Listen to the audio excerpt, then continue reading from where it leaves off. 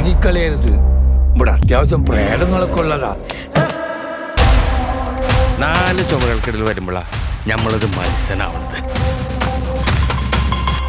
ഇങ്ങനൊരു സംഭവം നടന്നിട്ട് ഡിപ്പാർട്ട്മെന്റിൽ ആരെ അറിയിച്ചില്ലേ?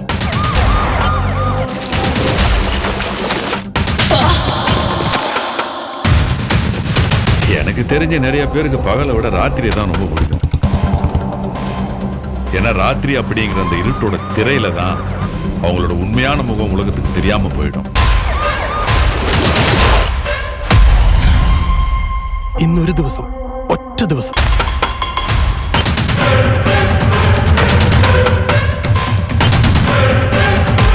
തീർന്നു.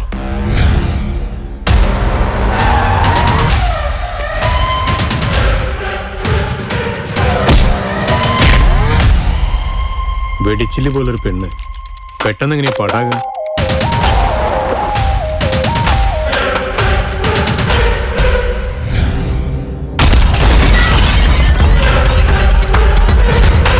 നടക്കാനുള്ള എന്തായാലും നടന്നു. ഇനി ഇതിനകത്ത് രക്ഷപ്പെടാനുള്ള വഴി നമ്മൾ നോക്കുന്നത്.